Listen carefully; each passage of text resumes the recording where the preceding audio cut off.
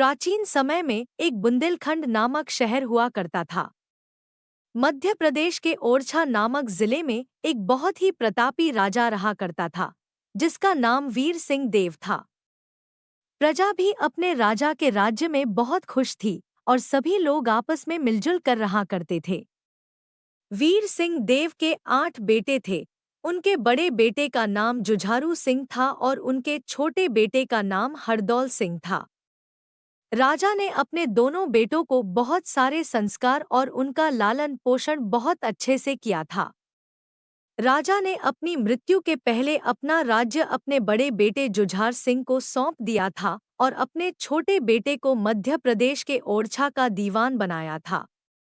एक दिन राजा वीर सिंह देव की अचानक से तबीयत खराब हो जाने के कारण उनका निधन हो गया, जिसके बाद उनके दोनों बेटों ने अपने पिता का अंतिम संस्कार बड़े धूमधाम से किया और फिर राजा के बड़े बेटे जुझारू सिंह ने राज्य को संभाला शुरू कर दिया।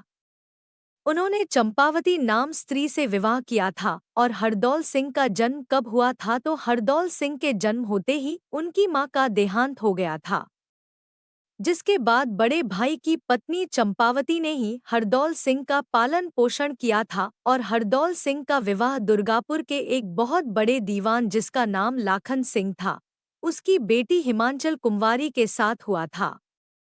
उनसे हरदौल सिंह को एक बेटा भी जन्मा था, जिसका नाम उन्होंने विजय सिंह रखा था। राजा जुझारू सिंह को युद्ध करने का बड़ा शौक था, जिसके कारण जुझारू सिंह हमेशा मुगलों से युद्ध करने के लिए निकल जाया करते थे, जिसके बाद उनके राज्य को हरदौल सिंह संभालते थे, जिसको देखकर जुझारू सिंह के कुछ मित्र हरदौल से जलने लगे थे, जिसके कारण उनके दोस्तों ने हरदौल सिंह से बदला लेने के लिए एक बहुत ही भयानक षड्यंत्र बनाया।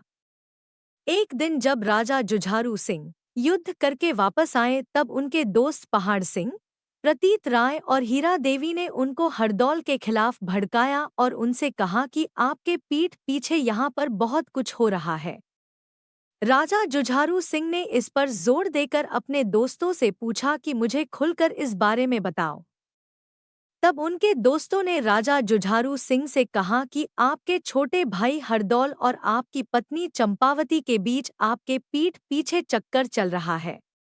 यह सुनकर राजा जुझारू सिंह बहुत क्रोधित हो गए, जिसके कारण उन्होंने अपनी पत्नी से कहा कि अगर तुमने कोई अपराध नहीं किया है और तुम एकदम सही हो तो तुम हरदौल को खाने में जहर मिलाकर दे दो, जिससे मैं यह समझूंगा कि तुम लोगों के बीच कुछ नहीं था।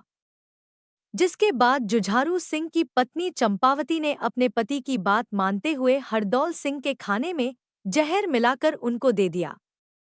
लेकिन हरदौल सिंह को यह बात पहले से ही पता थी कि जहर मिला हुआ है, जिसके बाद भी हरदौल सिंह ने अपनी भाभी को सही साबित करने के लिए और उन पर लगाए हुए कलंक को दूर करने के लिए खुशी खुशी उस जहर वाले खाने को खा लिया और जहर वाला खाना खाकर हरदौल सिंह का निधन हो गया। जिसके बाद हरदौल सिंह के मरे हुए शरीर को ओरछा से बाहर ले जाकर एक बीहड़ इलाके में दफना दिया गया। कुछ दिनों बाद जब जुझारू सिंह की बहन कुंजावती ने अपनी बेटी का विवाह दतिया के रंजीत सिंह के साथ करने का फैसला लिया, जिसके बाद जुझार सिंह की बहन कुंजावती अपनी बेटी का विवाह का निमंत्रण लेकर अपने भाई जुझारू सिंह के पास गई, जहां पर जुझारू सिंह ने अपनी बहन कुंजावती का बहुत अपमान किया और उसको बहुत भला बुरा बोला और उसको अपनी राज्य से बाहर निकाल दिया। कहा कि तुम जाकर अपने छोटे भाई हरदौल से भात मांगो। जिसके बाद कुंजावती रोते रोते हरदौल सिंह की समाधि के पास पहुंच गई और वहां पहुंचकर जोर जोर से रोने लगी और कहने लगी कि अब आप ही मुझे भात दो। ऐसा बोलकर कुंजावती हरदौल सिंह की समाधि पर बैठकर रोने लगी। जिसके बाद कुंजावती को एक आवाज सुनाई दी है, वह आवाज हरदौल सिंह की थी। उन्होंने कहा कि मैं अपनी भांजी की शादी में भात लेकर जरूर आऊंगा। उन्होंने अपनी बहन से वादा किया, जिसके बाद उनकी बहन कुंजावती अपनी बेटी की शादी की तैयारी बहुत धूमधाम से करने लगी। देखते ही देखते जब कुंजावती की बेटी की शादी होने लगी तब हरदौल सिंह अपनी भांजी की शादी में भात लेकर पहुंचे। लेकिन उनको कोई देख नहीं पा रहा था। भात को देखकर शादी में उपस्थित सभी लोग आश्चर्यचकित हो गए और तभी हरदौल सिंह की बहन कुंजावती की बेटी ने जिद करना प्रारंभ कर दिया। अपनी माँ से कहा कि आप मामा जी से साक्षात प्रकट होने के लिए कहे। जिसके बाद कुंजावती का मान रखते हुए साक्षात वहां पर उपस्थित हो गए, जिसको देखकर सभी लोग आश्चर्यचकित हो गए। जिसके बाद पूरे गांव में सनसनी मच गई और उन्होंने जहां पर हरदौल सिंह को दफनाया गया था, वहां पर सभी लोगों ने मिलकर हरदौल सिंह के नाम से एक बड़ा सा मंदिर बनवाया और उसमें हरदौल सिंह की मूर्ति भी लगवाई। तभी से सभी लोग हरदौल सिंह की पूजा करने लगे और उनको अपना भगवान मानने लगे। तभी से ऐसी मान्यता हो गई कि जब गांव में किसी की शादी होती तो सबसे पहले हरदौल सिंह को शादी का निमंत्रण दिया जाता है और कहा जाता है कि वह निमंत्रण पाकर हरदौल सिंह शादी में अवश्य आते हैं। दूर दूर से लोग हरदौल सिंह की पूजा करने के लिए आते हैं।